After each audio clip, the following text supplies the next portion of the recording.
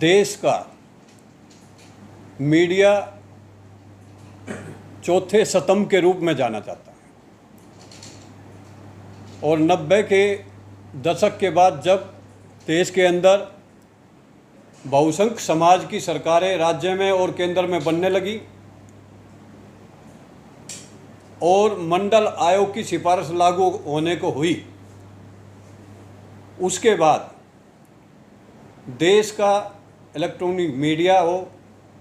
Radio हो, cinema हो, YouTube channel हो, फेसबुक हो, कथावाचक हो,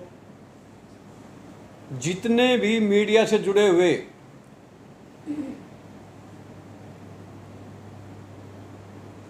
वो सब के सब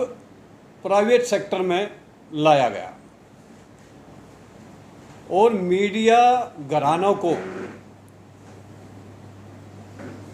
लगभग हर वर्ष सालाना 1 लाख करोड़ रुपए सरकारी खजाने से दिया जाता है।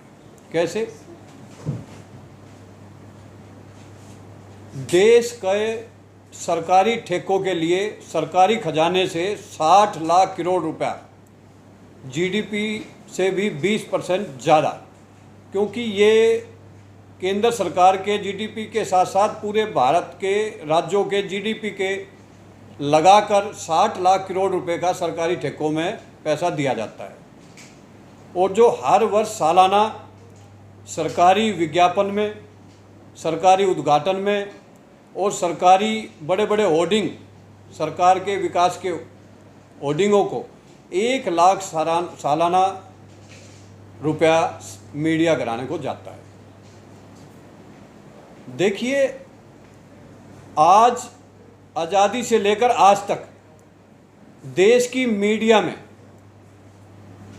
मालिक को छोड़कर जो महत्वपूर्ण पद जो मीडिया के अंदर होते हैं, एडिटर हो, डायरेक्टर हो, मैनेजर हो, कहीं भी किसी भी इलेक्ट्रॉनिक मीडिया या किसी भी क्षेत्र की मीडिया में आज बहुसंख्यक समाज की हिस्सेदारी नहीं है। बड़े दुर्भाग्य की बात है। जो देश में 90% बहुसंख्यक समाज के लोग रहते हैं और उनकी आज मीडिया के अंदर हिस्सेदारी बिल्कुल भी नहीं। और सबसे बड़ा इस मीडिया का आय का स्रोत कंज्यूमर और कस्टमर 90% बहुसंख्यक समाज के लोग हैं। तो मेरा ये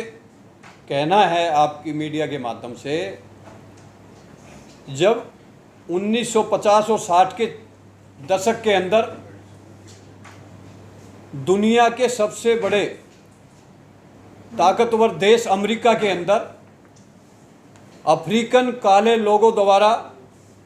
सिविल राइट मूवमेंट छेड़ा गया था। वो इसलिए छेड़ा गया था कि वहाँ की सरकारी मीडिया में, वहाँ की सरकारी नौकरियों में और कॉलेजों में कैसे उन काले लोगों को हिस्सेदारी मिल सके। और 1964 में उनके मूवमेंट से एक नया कानून बना, अफर्मेटिव रिजर्वेशन के नाम से, और वो लागू हुआ। और उस समय 14% अफ्रीकन जो अमेरिका में रहते थे उनको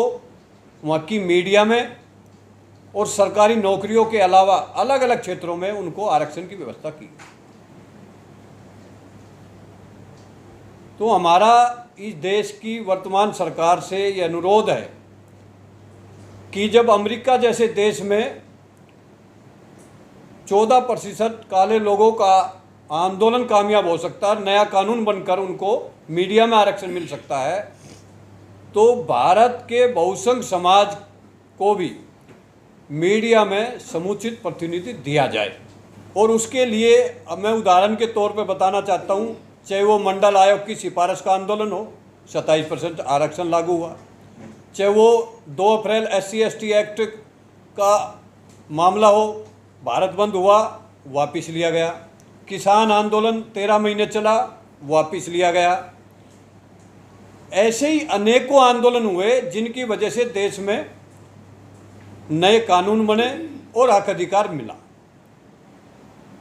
तो मैं ये कहना चाहता हूँ सरकार से कि बहुसंख्यक समाज को मीडिया के अंदर हिस्सेदारी दी जाए और अगर नहीं देती है तो बहुसंघ समाज के लोगों को एकजुट होकर, सबको साथ लेकर एक बड़ा आंदोलन करने की ज़रूरत है, ताकि देश में मीडिया घरानों में आपकी हिस्सेदारी हो सके। जो बहुसंघ समाज की कंपनीज और जो फर्में जो सरकारी ठेके ले सकती है मीडिया क्षेत्र में, उनको मीडिया के अंदर ठेका मिले और वो देश को विकास की तरफ और समानता की तरफ और मजबूत होकर मीडिया में भी हिस्सेदारी मिल सके। ये आज मैं मीडिया के माध्यम से देश की सरकार से मांग करता हूँ। और अगर ऐसा नहीं होता है तो हम लोग रोड पर उतरकर अपनी हिस्सेदारी के लिए आंदोलन करने पर मजबूर होंगे और वोट का बहिष्कार भी कर सकते हैं, अगर हमारा मीडिया के अंदर बहुसंघ समाज को हिस्सेदारी नहीं मिली। इन्हीं बातों के साथ मैं अपनी बात को करता हूँ।